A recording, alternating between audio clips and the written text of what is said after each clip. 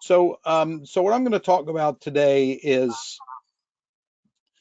how we are doing secure public-private collaboration with this on-off data sharing capability within GeoCollaborate. Because we're now able to share data between platforms, devices, and across sectors, right? I mean, it existed forever where even states couldn't share data with other states. It just stopped at the border because a lot of their systems are different and things like that. And so I'm gonna just kind of go through this hopefully as quickly as possible. And I thought it was probably important to give you a little bit of background on my career, where I came from. I sort of started in the, I'm a meteorologist by training and degree, and I worked for a weather graphics company that sold TV weather graphic systems. So I would help design the user interface for these systems, help provide input to the developers on processing weather data, and I would travel around to TV stations around the country and train broadcast meteorologists how to use computers for weather forecasting. And then after that, the company I worked for was acquired by another one. Everybody moved to Boston. I didn't particularly want to move to Boston. And so I joined a couple other people and co-founded a company out in Portland, Oregon called Micro Forecast, which was actually pretty cool. For those of you who might like windsurfing, the Columbia River Gorge is a great place for windsurfers, a mecca for windsurfing. And so we installed pressure sensors all along the Columbia River Gorge and wrote algorithms to determine exactly where it was going to be the windiest that day. Because I don't know if any of you have lived in Portland before, but doctors and lawyers and workers and drive to work with windsurf boards on their roof, and when the wind reaches a certain threshold, they magically have to leave the office. So so after I did that for a while, I came back and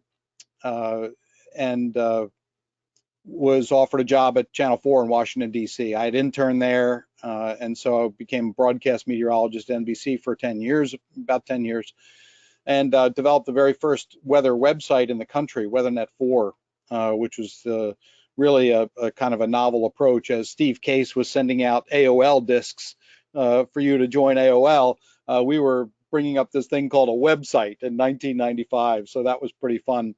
But I left NBC in 2000, the end of 2000, and started StormCenter Communications. And the reason I have this area outlined in blue is because that's where really my passion for data really took off, and how to apply different types of data sets into decision-making environments. So today, we're really focusing on enabling the access and sharing of data in a secure environment, so we can put more federal agency data to work, we can put more state agency data to work, private sector data, and even crowdsourced and citizen science type of data together. And so for GeoCollaborate, it's really interesting how that all came about. Before we developed it under the SBIR program, we developed, I think, Carl, we might have called it the EVCM, the EnviroCast Vision Collaboration Module, when we were working with you, which was a Google Earth environment, creating a real-time data sharing environment for Google Earth. But what we did is we designed to deliver trusted data rapidly to the right people, the right time, the right place, for as long as they want it. And so we came back from the drawing board with our Google attempt with Google Earth, and presented or proposed to the NASA SBIR program, because they had a grand challenge. And that grand challenge was how to access and share federal data across platforms. It couldn't be done. A lot of people thought that's really where they needed to head. So we now not only developed it under phase 1, phase 2, phase 2E, now we're phase 3 under SBIR. And for those of you that are in the federal government who heard about SBIR, maybe don't know a whole lot about it, that's kind of like the holy grail to go to reach for. If you're a phase 3, then you have sole source justification for every federal agency to put your technology to work. no further competition, no ceilings on the contracts. We can have subcontractors. We could bring in all sorts of work into the agency related to data sharing and collaboration. And because of the SBIR efforts, the government found GeoCollaborate to be profoundly valuable to the federal government, which is really awesome, an awesome achievement for the team. And so we call it collaboration as a service. We commercially license the technology. We suggest instances for testing data, for evaluating data, conducting exercises, training, all sorts of ways that people, now that the capability exists to access and share data, a lot of people are now thinking, okay, well, how do we do that?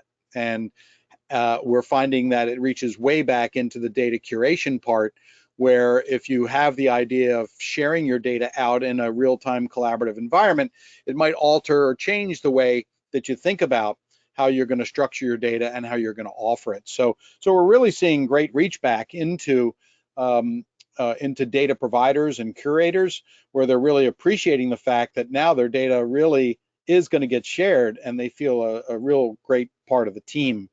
So on the left-hand side, those images below just kind of describe our approach, where we can take university data, agency data, government data, state data, share it into these decision-making and situational awareness environments.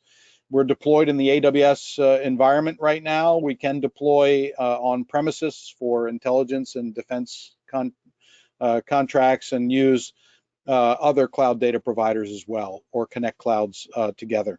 So one of the things about the public-private partnership that I really wanted to talk about is building trust, and some of the work that we have with the All Hazards Consortium we've been doing for many years. Building trust is a key part of decision points and discussion points in many, many meetings. The consensus is, and this is over years and years of what is this public-private partnership and what does it mean, is that relationships are critical. Relationships matter. You probably heard Craig Fugate, the former director of FEMA, say this, or others use this quote: "You don't want to be exchanging business cards in the middle of a disaster." That is not the way to get people to start talking to you. I have firsthand knowledge of this during the Deepwater Horizon crisis, when we were evolving Envirocast Vision collaboration module into GeoCollaborate. We knew that we had something special in being able to access and share data. No one who was responding to the Deepwater Horizon crisis had a second to talk to us. Meanwhile, they're printing out monstrous maps in the Houma, Louisiana headquarters of the Deepwater Horizon Coordination Center, and pointing things out with pencils and pens, where we could actually access and share it electronically, and putting people on the same map at the same time on any device. We got nowhere with that, even though we were funded by NASA to develop this. So it was pretty frustrating. Our work with the All Hazards Consortium began around 2015, and their exposure to GeoCollaborate in 2016. And since then, we've been participating in weekly telecons every Friday from 9 to 11 o'clock in the morning with multiple sectors across the nation, whether it's the food, fuel, utility, medical supply, transportation sectors. We're on emergency managements from states and cities. We're on every Friday from 9 to 11 o'clock. The first part is the sensitive information sharing environment, folks. The second part is the GIS committee.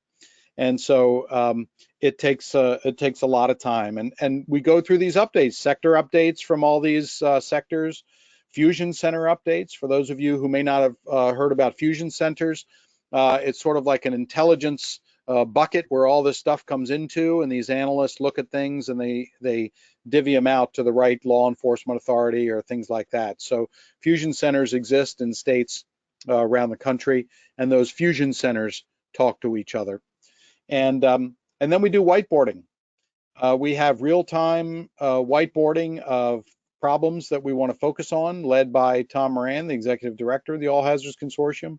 The one last Friday was on this storm school, which we are addressing a problem that utilities are having around the country, and that is retirement. A lot of people are dealing with retirement. Federal agencies have a huge list of those who are eligible for retirement.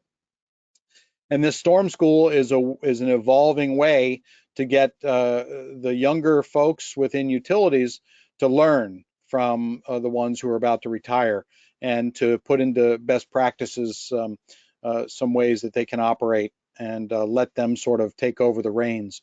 So that's something we talked about last Friday. We identify one issue to tackle each Friday. As I said last Friday, it was Storm School. The important thing about this is that we get input from all sectors that are on the call. So it creates ownership, trust, and buy-in.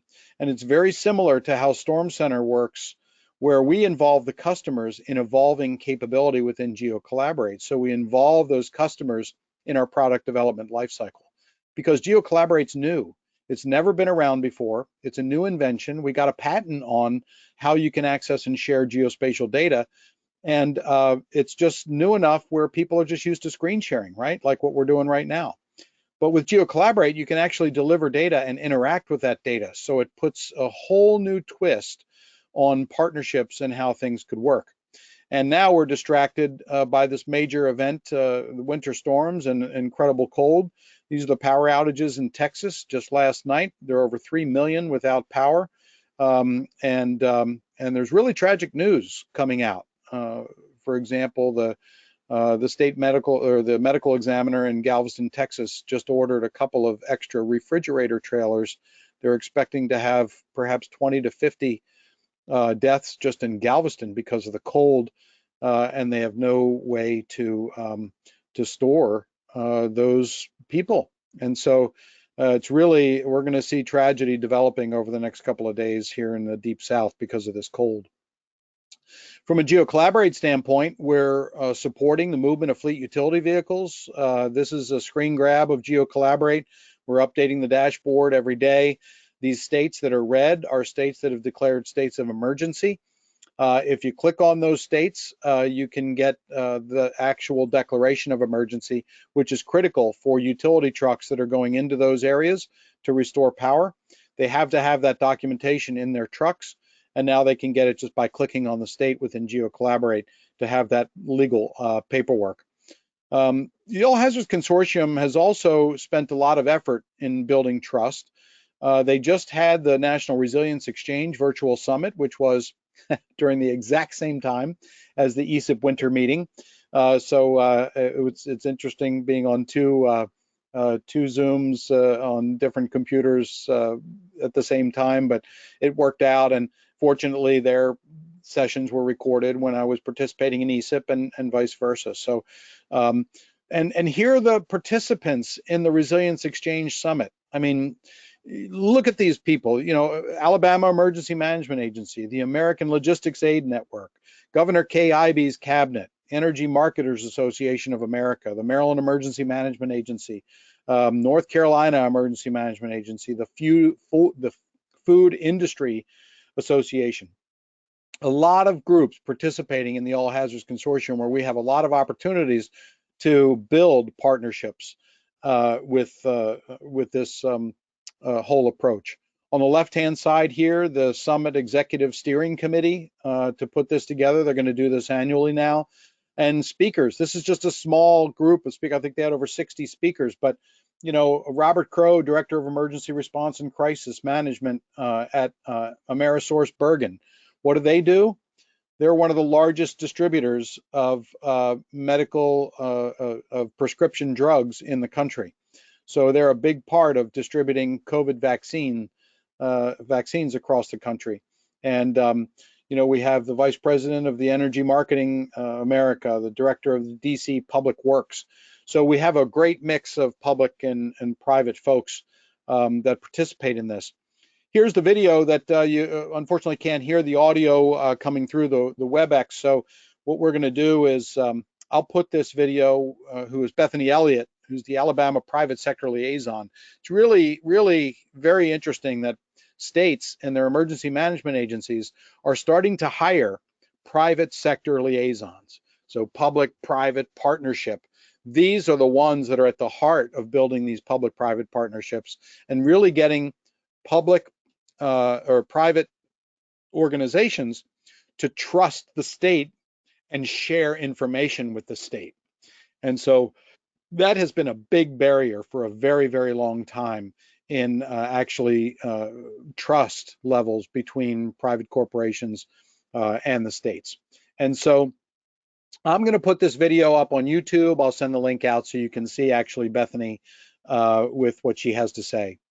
So I'm going to shift a little bit to GeoCollaborate because we've talked about how we can build trust within the All Hazards Consortium, and with anybody that we work with or interact with, it's all about trust, right? If you don't trust that person, you're not going to want to work with them. And if you don't want to work with them, it delays any sort of progress in accessing and sharing of data. So GeoCollaborate was designed to really connect disparate devices together in a real-time collaborative environment. So a leader can log in with credentials, access data, I'll use my cursor here a little bit, from the internet or any trusted location, and share the link to that data with everyone else who's collaborating, so they're actually getting the data from the trusted source in real time. So at StormCenter, we don't download and save your data and have to, curate it and all that stuff. We pull in the trusted data in the real-time collaborative environment, so everybody knows that it's coming from that trusted source. And so one of the stories I like to tell with how briefings are usually done, and I use NOAA a lot in these examples because I've been on a lot of briefings from the Weather Service to others, where they might have, I don't know, your web tabs probably look like this right now with 30 or 40 web pages open. And typically what they do is they just tab through these web pages to show a page of interest. So when you think about that, it can get awful darn confusing. The map projections don't match. And the problem with that is lots of studies have been done when you're looking at a map and you're getting a briefing. If somebody changes the projection of that map or widens out or does things like that, then they will be confused and they'll want to find themselves on the map. Where am I on that map? Well, while they're trying to figure that geography out, they're missing everything that you're saying as a speaker.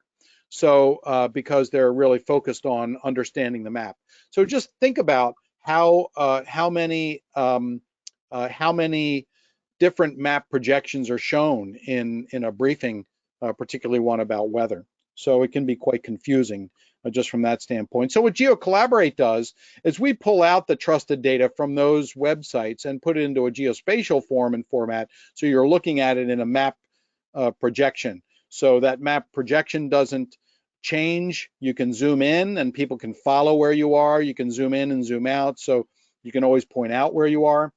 This particular map on the right shows big blue dots, which are COVID counts. The red states are states that declared states of emergency. This is an older screen grab.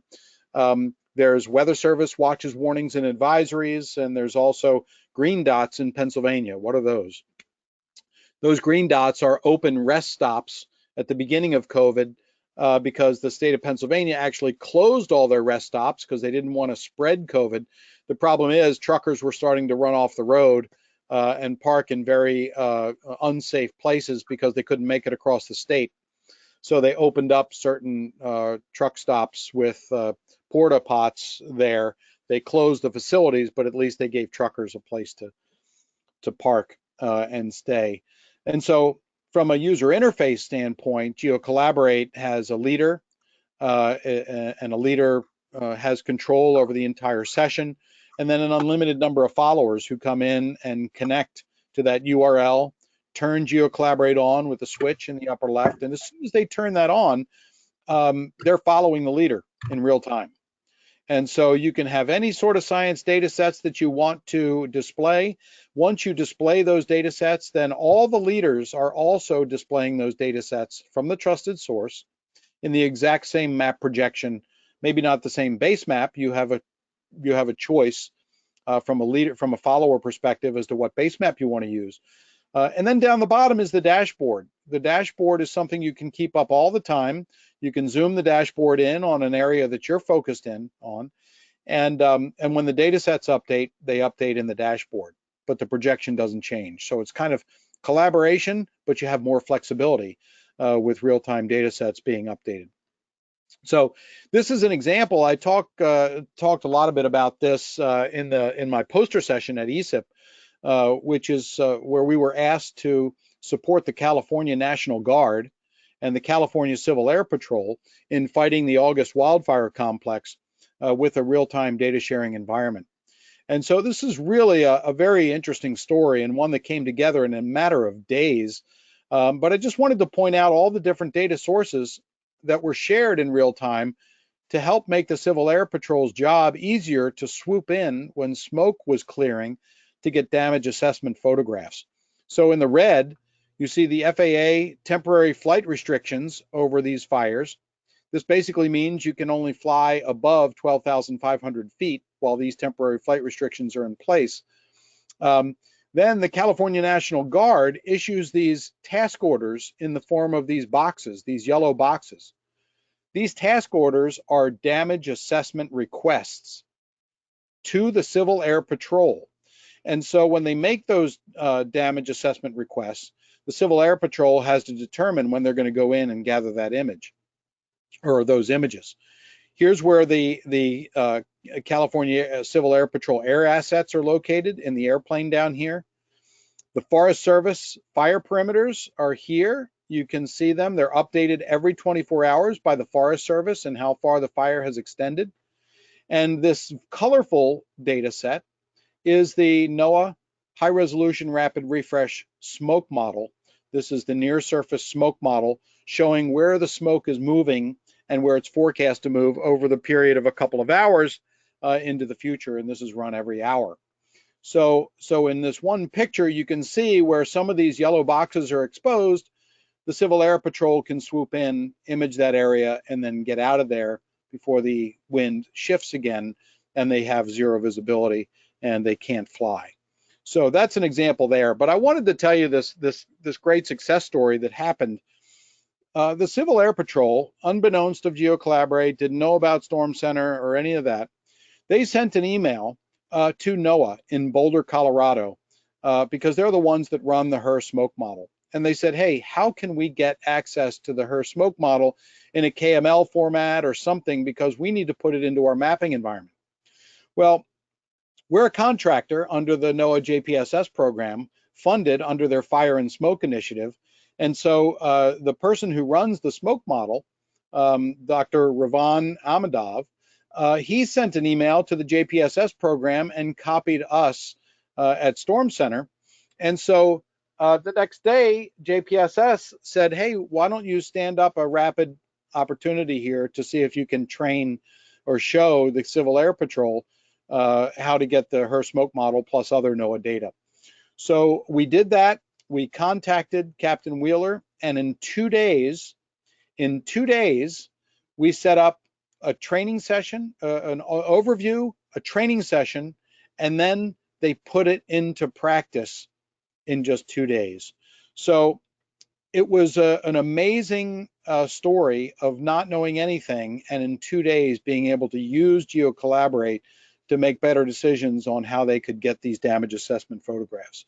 So we were really happy with that. We used our NOAA funding to support them. NOAA approved it and all that sort of stuff. And it wouldn't have happened if we didn't have a trust level built up within NOAA because of our years of working in putting more data to work and our years of experience in presenting information to somebody we never even met before, the California Civil Air Patrol, and saying, look, here's what we're working on with NOAA. Here's the kind of data that we can display. Are you interested in it? It's trustworthy data. We're putting operational readiness levels, which I'll get to in just a second, against these data. And they were bought in like that. I think it's because NOAA took his email and forwarded it to us, so it was another trusted source and more validation in the ability to access and share this information. So this August fire complex became one of the largest in California's history, over 1 million square miles of burned area. And then we were able to add another data set in here, which was the USGS debris flow probability data set. And so as these were coming online, these were updating in real time within GeoCollaborate to be another part of this data set, so people could also look at the dashboard and see where debris flows were possible given rainfall that was approaching. So being able to access this disparate data across devices really kind of changes the game and puts out the opportunity to put more data in. Now I'll provide you guys with this this PowerPoint as well, but there's a YouTube video on the California Civil Air Patrol support and the AGU presentation that I did where we supported the Alaska region in their river ice breakup this past season in March, when the ice in the rivers break up and sometimes it creates ice jams, and then you have ice jam flooding, which can be really problematic if it happens close to towns and villages. So JPSS in their 2019 yearbook, I guess, highlighted GeoCollaborate and how we're using it to get more federal data out into decision-making environments. And now I want to turn to trusted data for decision-making. So what drove us to even come up with the idea of ORLs?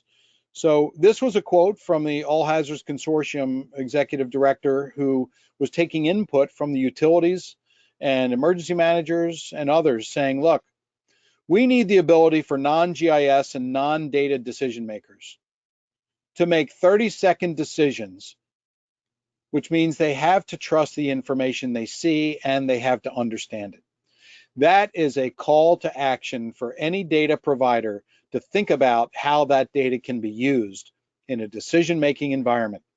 Even if you're curating data for research use, some data that's collected for research might have value in an operational environment. So it might not be quality controlled, it might not be this or that, but it may have some value with a decision maker if they're able to access it. And so they have to have trust in the information that they're seeing. So we worked with the All Hazards Consortium to define operational readiness levels. ESIP was, and I think at the time it was Aaron was going down to Australia to present this concept of trusted information.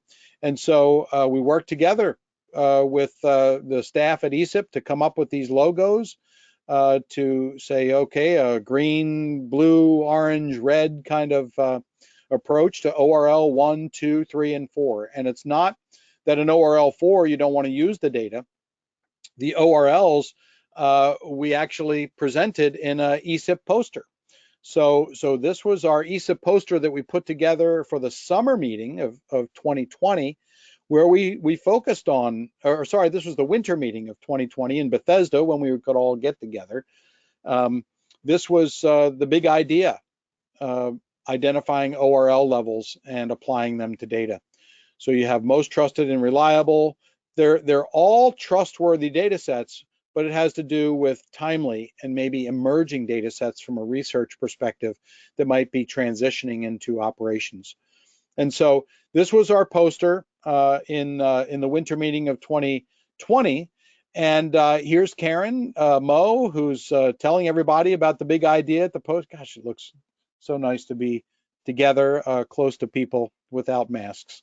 But we also had a side meeting at the ESIP winter meeting where we brought in utility workers, GIS professionals to talk about how data can be used more effectively for decision making.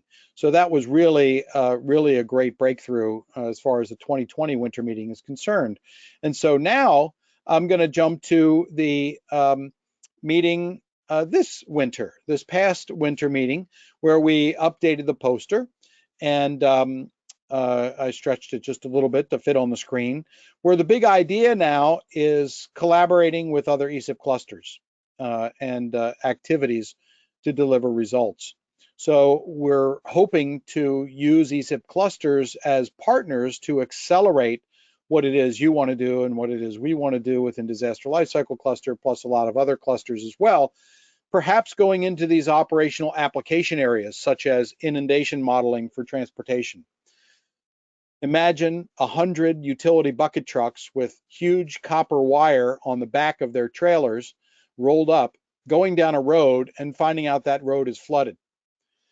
The only thing they have to do is turn around, and try turning around 100 bucket trucks without damaging personal property when they have to turn around. So inundation modeling is critical. Soil conditions for debris flow forecasts, wildfire response and air quality, harmful algal blooms, planning for agricultural and climate change impacts, and federal, state, and local collaboration.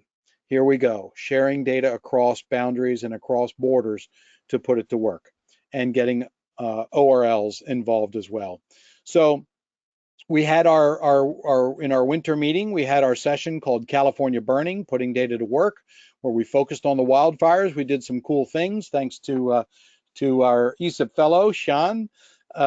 She put together this word map where we asked people to give us key features, 1 or 2 points that pop out when you think about trusted data.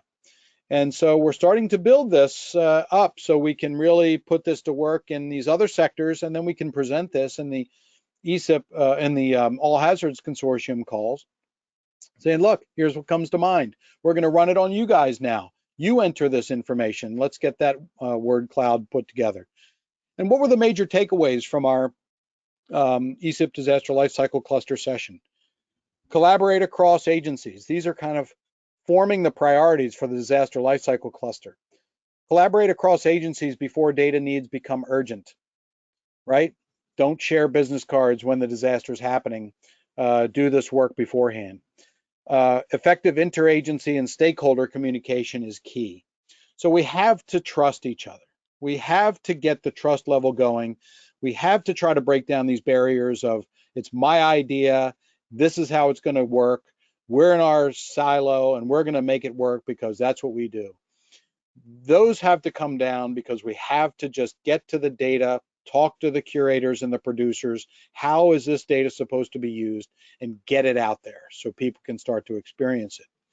To collaborate with Community Resilience Cluster on developing credible communications with the public, accurate and timely information based on trusted data, extend research to operations to access. You might have data into operational environments, but how are people accessing that data so you can really engage them in real-time collaboration sessions? Who is using the data? How is it being used? And how is it useful? We're starting to construct a feedback mechanism in GeoCollaborate so people can evaluate and give feedback on specific data layers and whether or not they're useful for their decision making. And to work with ESIP clusters to accelerate this ecosystem of innovation. What's that? What's the ecosystem of innovation? Well, this is something that the Disaster Lifecycle Cluster kind of noodled on and put this approach together. So let me explain this a little bit. On the left-hand side, we have sample clusters. So let's just say we'll do the public-private partnership cluster right here. Say the public-private partnership cluster has a widget. That widget could be a technology, it could be an approach, it could be a use case, it could be thoughts, ideas, maybe something coming out of the ESIP lab, where we can then put into a GeoCollaborate environment and connect with any one of these operational users who are using GeoCollaborate to look at the data, to look at the approach, to look at the idea. And then they provide feedback into the Disaster Lifecycle Cluster, and we provide feedback back into that discovery cluster. Now, we can shorten the path because any member of these clusters could be members of the other clusters too. So we can really accelerate that, and then any product or widget can be enhanced, and then we can give that information or that improved data set, maybe improved metadata, back into these operational environments for further feedback. What does that do? It shows these users, and a lot of these are government type agencies, but they don't have to. don't have to be. It gives them a stake in the game, right? It gives them an opportunity to say, are you telling me that I can look at this data, tell you I don't like it, or the colors, or can you make it more timely? That's actually going to get back to the agency who produces it and they're going to listen? Yes. So we have a feedback. Matter of fact, we're funded by NOAA to provide feedback on NOAA satellite data into the JPSS program to improve the way that these products are put together and used. And so let me pull this out as to one specific example. And I'm going to choose the CDAC, the Socioeconomic Data and Application Center at Columbia University. They also participate in the Disaster Lifecycle Cluster. They have the ability to do geospatial population extraction. So we tested that geospatial population extraction capability as an API in GeoCollaborate, and we tested it with NOAA, so the National Water Center, or the Hurricane Research Division. And so we said, hey, what do you guys think of this? Do you think it's useful? And what we ended up doing is we are working with HRD. They want to put GeoCollaborate into the Hurricane Hunter aircraft so they can share data much more efficiently and effectively and improve science. But what we did is we showed the hurricane track of Hurricane Laura, and then we outlined this area within the track. And what we did is we did an automatic population extraction. So here's what happened. In GeoCollaborate, when you draw a random polygon, it goes off and does a query right to the CDAC database of population, and then gives us the answer popped up in a window that's collaborative. So anybody who's in the collaboration session sees this window pop up as well on their map, tells us how many people are in the danger zone, in the cone, how many might be affected, what's a rough demographic breakdown. And the folks at HRD, when they saw that,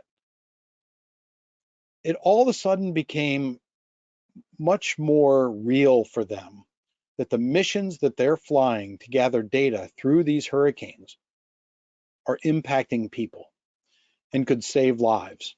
And you know, they knew that always in the back of their head, but they're really focused on the mission at hand.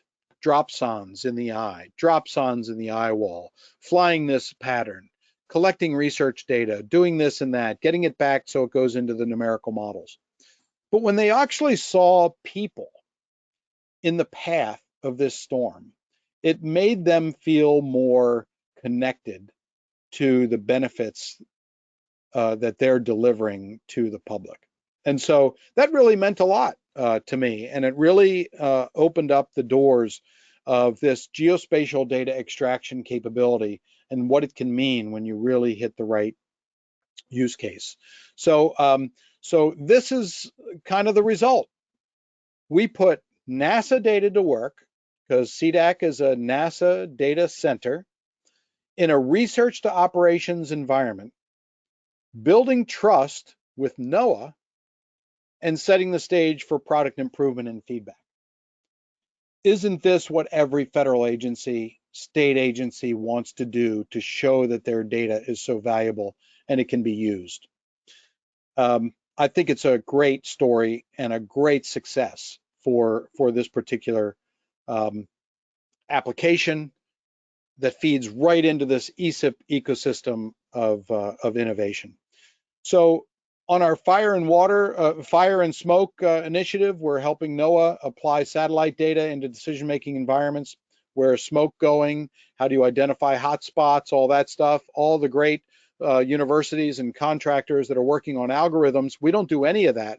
We focus on accessing the data, the answer. What do decision makers want to see, and sharing that across platforms.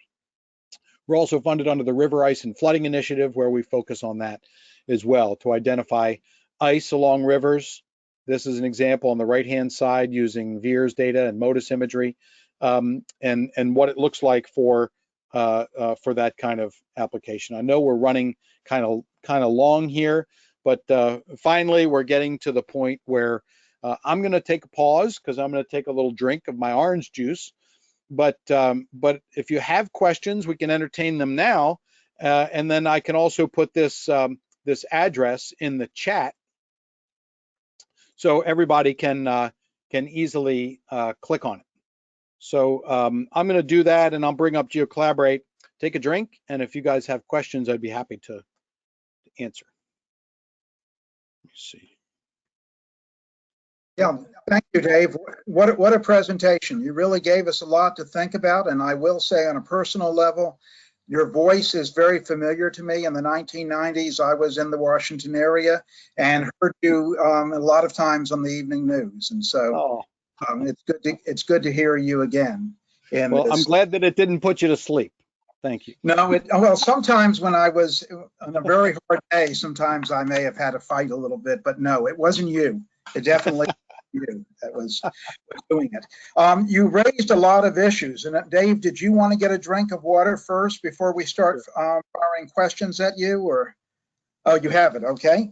Well, I'm going to start, and then I'm going to open it up to everyone. I was really intrigued about your story with GeoCollaborate and the ability to have these partnerships and bringing together all sorts of data. And one of the questions I have, and one of the interests that I have, is in integrating the use of crowdsourced or citizen science data in these processes. And I know at the USGS, we have relating to earthquakes, something called Did You Feel It, where when there's an earthquake event, we link the crowdsourced information with information from the seismic network and things of that nature. And I was wondering if you have any examples of use of crowdsourced or citizen science data in some of these collaboration settings. Yeah, so that's a great question, and I see that some folks are having to drop off. Before I answer, are we going to go a little bit over the hour, or is that okay? Let me ask Krista. Krista, do we have? I thought we had until 11:30 Eastern time, but are we supposed to end at 11? No, it's the cluster's till 11:30, Dave. Oh, some people just had a couple of meetings, but our standard time's till 11:30. Oh, awesome. Okay, well that's Eastern. Yes. That's terrific. So Carl, thanks for that question. And yes, examples that I can pull up probably today from a crowdsourcing. I don't think I have those loaded into GeoCollaborate, but the way it can work is that if there is you have a Did You Feel It, and you have that sort of shake map that comes out. If that's offered as a KML or a web service or anything like that, we can pull that right into GeoCollaborate, and it'll show up as soon as it's updated. So when there's an earthquake, we do put in, as a matter of fact, if you guys have seen the link in the chat and can click on that link, you'll probably load up a map. Do you see a map? If you click on it. Yes. Yes. Okay. And so what that's a JavaScript, Esri JavaScript map. You can turn GeoCollaborate on in the upper left-hand corner. There's an on-off switch. And when you turn that switch on, your map is going to zoom out to match my map. And it's going to load the data sets that I had loaded as a leader.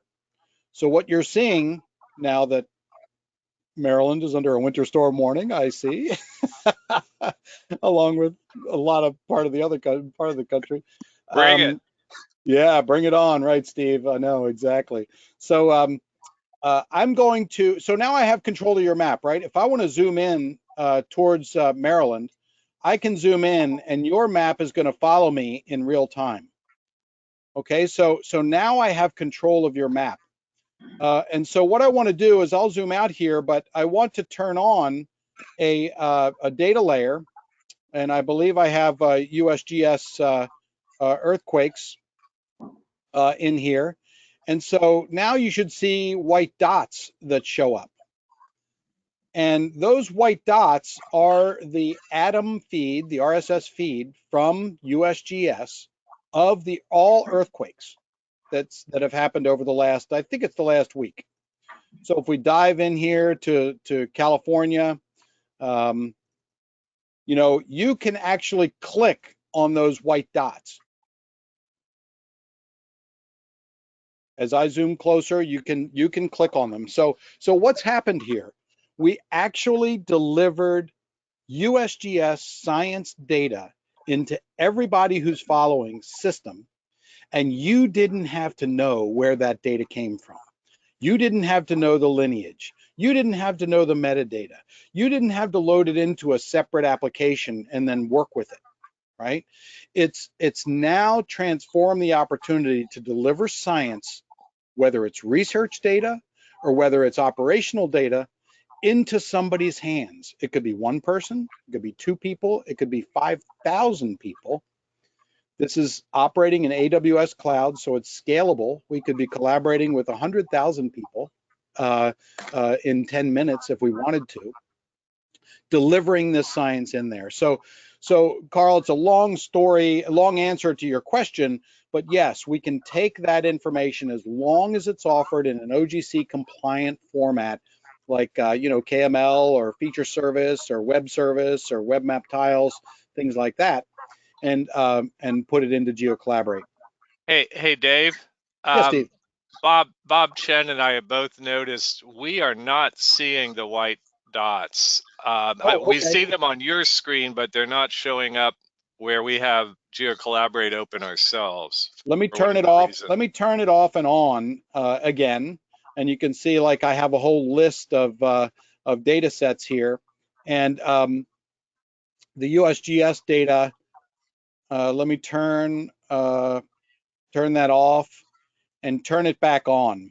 So it may pop on for you again, because whenever the commands are issued from the leader, if there's any sort of internet hit or activity, you may not get that command. Do you see it, Steve? No, and we also don't see the satellite, the satellite imagery.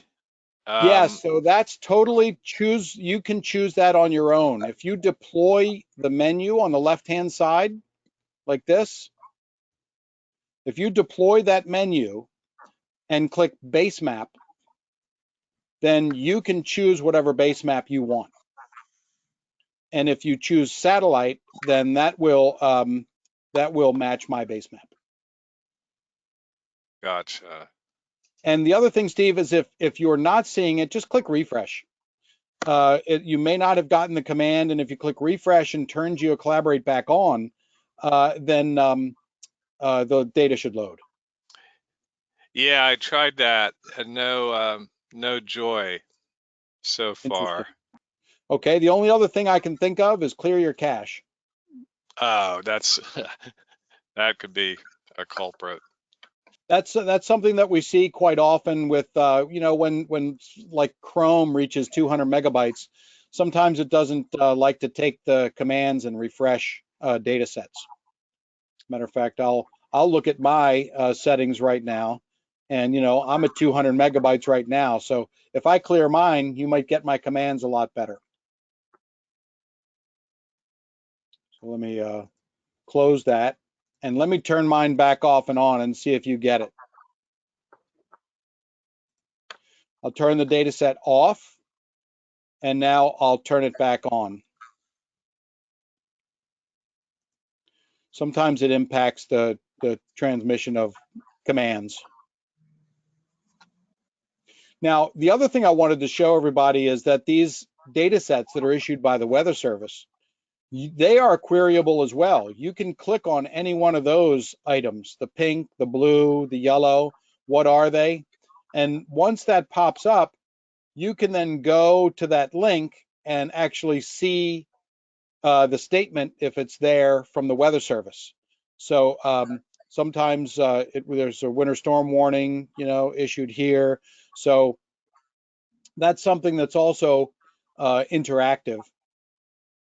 And I'm going to zoom out here and just display. I'll just go get a GOES image. Let me. I'll turn. Let's see. Turn that off. NWS advisories. Turn that off. I'm going to turn on actually see if this comes on. Do you see the buoys and all of the observing platforms? So you can actually click on those as well and get real-time observations from those buoys wherever you want to click, as long as the buoy is operational. So imagine seeing the USGS earthquake data pop up, right? So you had that 7.8 in the South Pacific, and then you bring on the buoys and start monitoring the tsunami buoys, right? So all of a sudden you're using two different federal agency data in a real-time collaborative environment, so you can maybe coordinate a little bit better on issuing tsunami warnings or things like that with the Tsunami Warning Center. So it's really all about just putting more science data to work. I'll stop and take any more questions if you guys have them. Yeah, other questions from the cluster? I don't have a question. This is Barbara from NSF. I am like super impressed by this. I have not seen any kind of responsive sort of real-time data display of so many different data sets in one place. This is really blowing my mind. Well, thank you, Barbara. That's great feedback. And the use cases, when you start to think about it, are really unlimited, from research applications to maybe introducing research data to decision-making environments to give better feedback into those environments. It's really pretty cool. And you should now see GOES image that I just displayed from NOAA.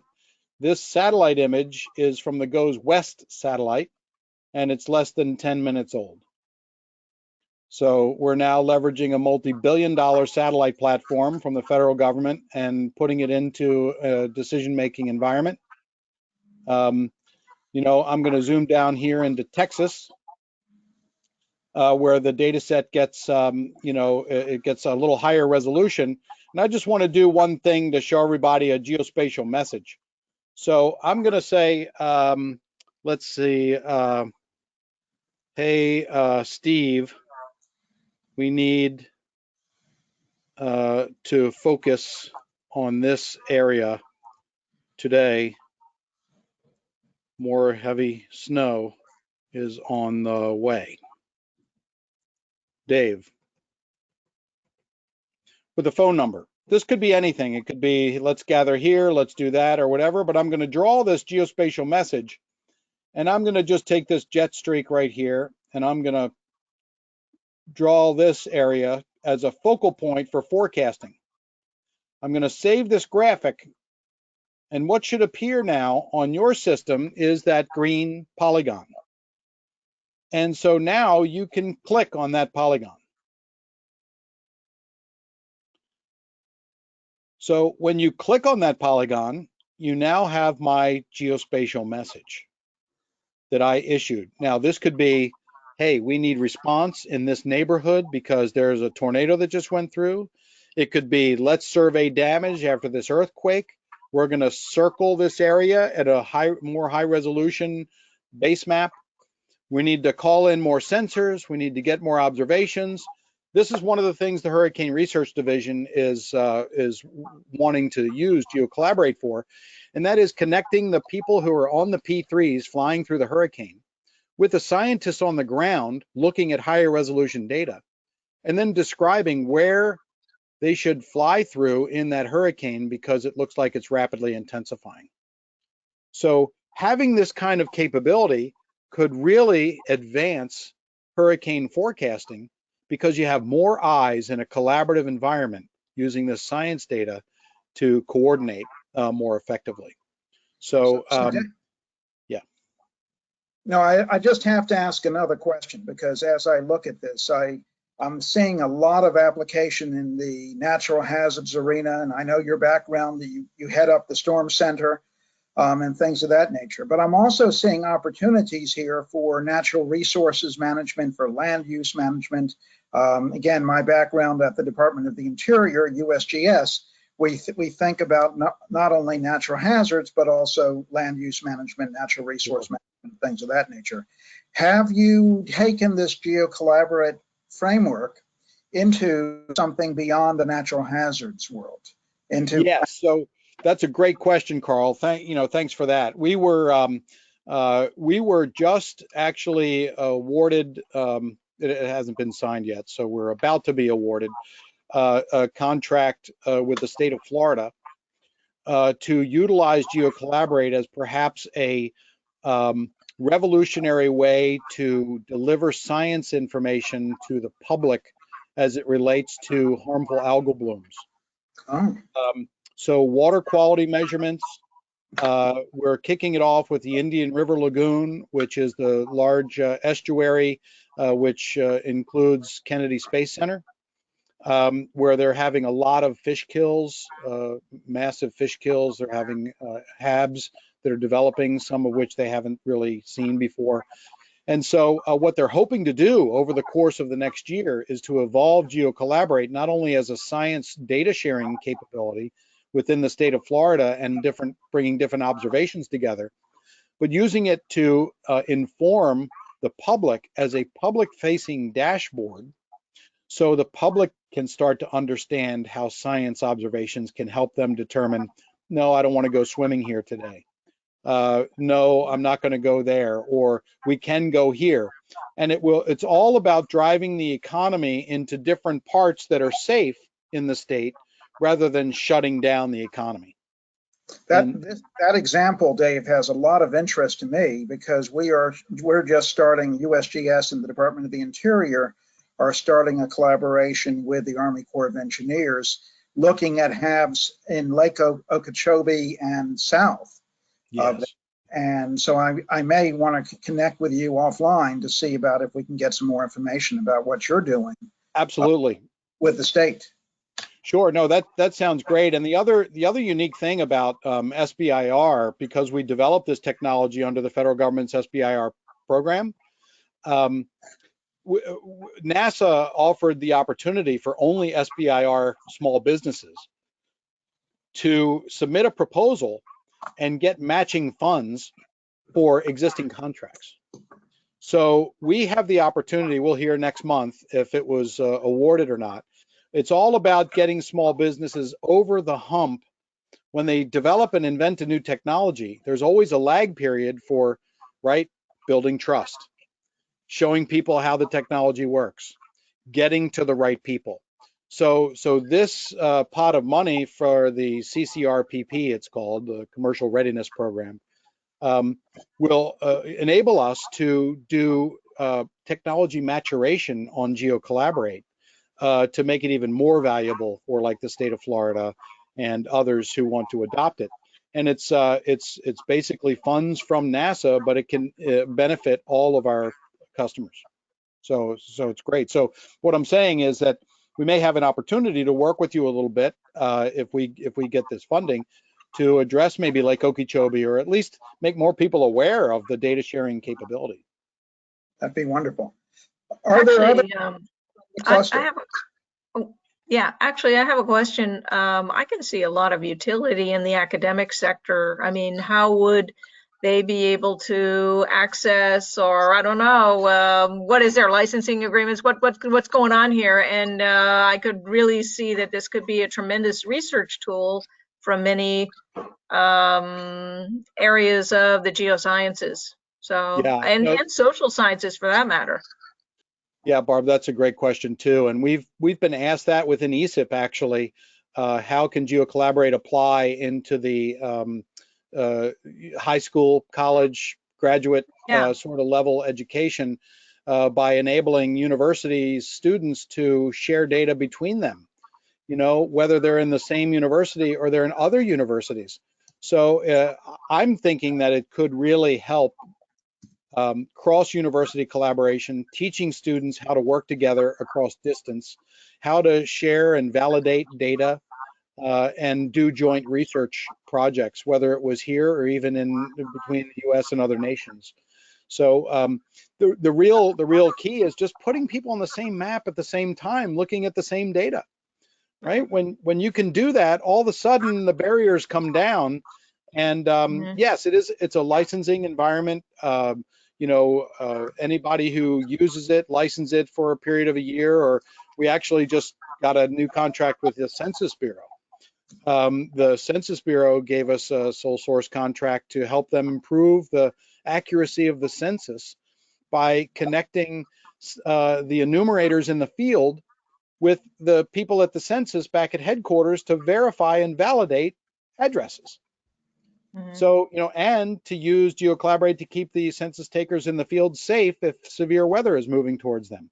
They could say, look, here's a line of storms moving toward you, go to Starbucks for an hour and wait it out, things like that. So I think there's a lot of use cases, Barb. I just think that it just takes, again, that trust, that relationship, that partnership to say, let's get together and think about use cases in this area.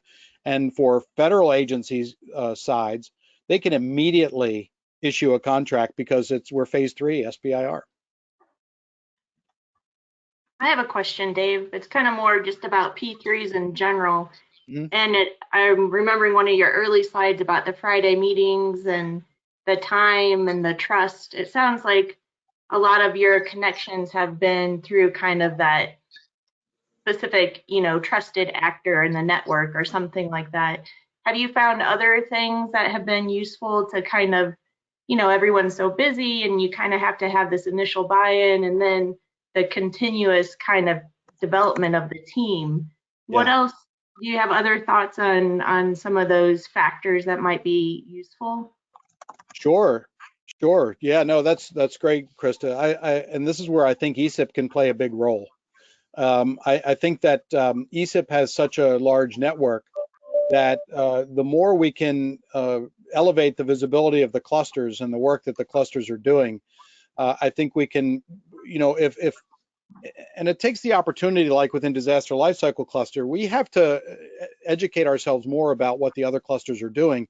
So if we have an opportunity to present to somebody, that we pull another cluster in and stuff like that, and use that network to really offer maybe webinars, to offer maybe 30-minute lightning sessions of, we're going to talk, this is the framework, bring your concern or bring your problem or bring your data to this, and we'll chomp on it for 30 minutes.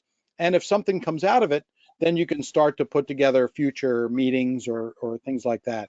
But I think the collective value of the ESIP network is really quite, it's kind of there, ready to be discovered. And I think we just need to take advantage of it. Hey, Dave, there's one piece of the trust that I don't think you spent too much time on, remembering back to the All Hazards Consortium use case, which is that different partners could show their data without actually distributing their data, right? It's right. Share private data with control and feel like, the people can't run away and take a copy of the data and use it without your permission.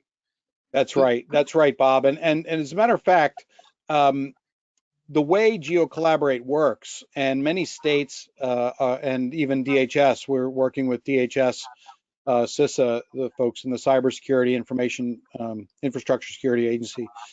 The way GeoCollaborate works is that we do not download and save data, right? We share the links to the data as a service in a real-time collaborative environment. By doing that, we don't allow for the collaborators to download and save that data. Now, it could change. I mean, we could make other instances where we do enable that kind of capability, but we haven't.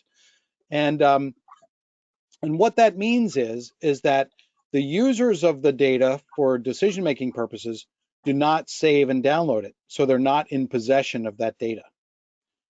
What does that mean? It also means that they're not open to FOIA requests because they don't have the data. And if the data is a service and it's, it might be perishable in many cases, then the data is gone, but it was used to help make decisions. So we're finding that states are much more open to now engaging with private sector on a trust level to share data, because the state is not taking possession of that private sector's data. And that's really, that actually was just kind of like a mention early on in GeoCollaborate, but now it's kind of bubbled to the top with many states saying, wait a minute, you mean we can maybe get access to truck transportation data just so we know what roads are bad and which ones aren't, and we can use it to make decisions, but we're not going to be held liable for anything? And it's like, yes, you know, that's the situation. One of the other use cases, Bob, that you reminded me of here is that if a utility is responding, it's called mutual assistance. You know, right, when you have say Texas is out of power, so many, there are trucks from all over the country coming into Texas right now to help restore power. And the governor of Texas is going to, sure enough, ask the question, where are all the utility trucks? And the standard answer within the EOC is, from the utility, well, governor, we're concentrating in this area and all that. No, he says, no, where are they now? And they say, well, we're not going to give you that information. He says, why aren't you going to give me that information? It's because if the utility hands the location to the governor and he takes possession of that, whether it's a spreadsheet or not, then it's open to FOIA requests, and the utility regulators within Texas can get a hold of that and say, why the heck did you send 50 trucks over there? We're not reimbursing you for that. Yeah. Right? So when you can use data within GeoCollaborate to just improve the situational awareness and decision making, it just makes the trust level a lot better, where, you know, they know they can look at it and not keep it and store it. So that's a good point, Bob. Thanks for that. So all of your data is up there on the cloud that you're showing here? I mean, this is all like stored up there in Amazon Web Services or something? So no. So the way that this works, I'm just re-logging in to continue this session for a second. No, the way it works is that the data is at the trusted source location. Oh, right? okay. So here, let's do a specific example. The National Weather Service watches, warnings, and advisories that you see, you know, on the map. That comes from a system called IDP, the Information Dissemination Portal from the National Weather Service. Okay. If we're collaborating like we are now, and I turn that switch on as a leader to turn it on, then all of you that are collaborating are going to the IDP system to get the data. Oh, okay. Okay, so it's coming from the trusted source, so you don't have to worry. And what it also does is it eases a tremendous burden on StormCenter for FedRAMP certification, Right. all that kind of stuff, because, right, we're not holding any data. Yeah. We're connecting people to the trusted source, but what it does is it improves and increases the importance of the curator of that data to make sure they're secure, to make sure they're trusted, and to make sure that we can take advantage of the data sets that are out there. Right. So it kind of changes that model. Cool. Okay, you're giving us a lot of thought-provoking ideas, Dave, and as you speak, and I'm going to ask another question since I don't hear others, but if there are others, please speak up. Sure. Who have questions. But the thought that one of the challenges we face in the federal sector is how do we effectively communicate risk? Risk communication is a huge issue. And as you spoke today, Dave, it struck me that there's a real opportunity for public-private partnerships relating to communicating risk effectively to non-risk scientists, to people who don't deal with this every day. And we did a study recently with the University of Kentucky College of Nursing on how communicate risk relating to radon exposure. And so it's been an ongoing effort that we've had an interest in. Do you have any thoughts about public-private partnerships and communicating risk effectively? And has GeoCollaborate been used to communicate risk as opposed? I mean, you've been talking about sort of informing decisions, and that's a critical issue. But it's also important on how we communicate risk effectively. And just curious if you have any thoughts relating to this. Yeah, Carl, that's really important as well. And, particularly on the meteorology side of things, when you have so many, forecasts, what's your confidence level, right, in this forecast? What kind of range do we have in snow accumulation forecasts and things like that? So communicating uncertainty is critical. And I think that GeoCollaborate could really advance that because you have a real-time collaboration environment.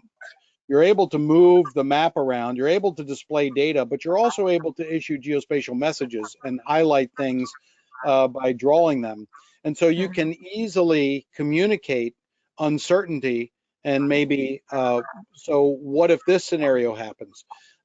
There's a model out there called the AdCirc model, which does the storm surge forecasts and simulations for landfalling hurricanes. It requires a lot of compute power. So the Hurricane Center doesn't really use it operationally. They use the slosh model.